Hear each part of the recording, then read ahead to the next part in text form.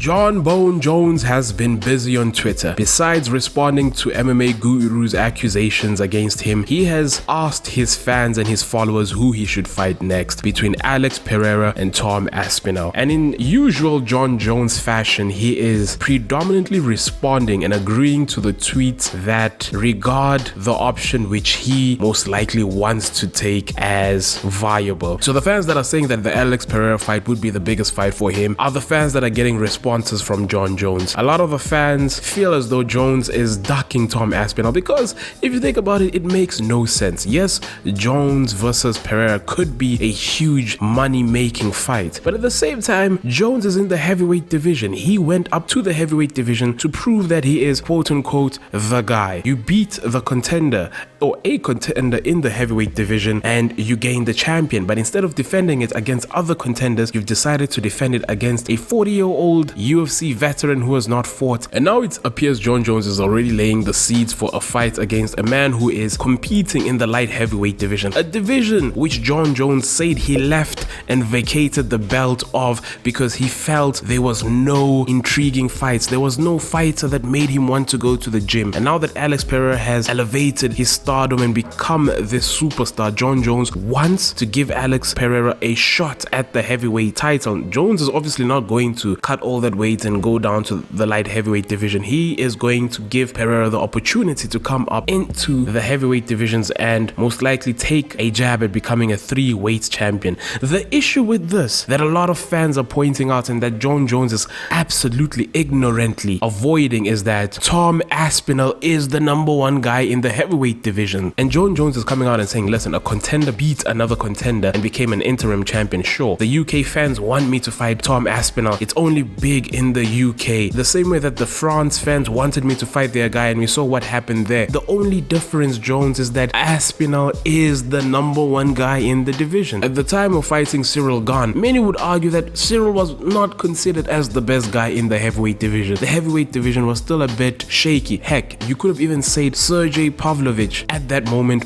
was considered more or less the #1 guy, mainly because we had seen Cyril Gane get exposed in the wrestling department by a fighter who was not even considered to be a wrestler. So it'll be absolutely baffling and absolutely ridiculous if the UFC does allow this. If Jon Jones goes out there, fights Stipe Miocic, maybe gets the win and then calls out Alex Pereira and the UFC obliges and lets Pereira fight Jones for the heavyweight title. And I'm not even the biggest Jon Jones hater. Heck, I regard him as one of the greatest of all time. But to further add salt to the wound, Jon Jones went up to the heavyweight division and absolutely ruined it. We have an interim champion who is not guaranteed to fight for the undisputed champion next, mainly because the champion is calling the shots. Why? Maybe because he is the last fighter whom the UFC see as someone they can charge exorbitant pay-per-view prices for or exorbitant tickets for. The issue now is that Jon Jones has gone up to the heavyweight division. Yes, we have got to see Jon Jones return.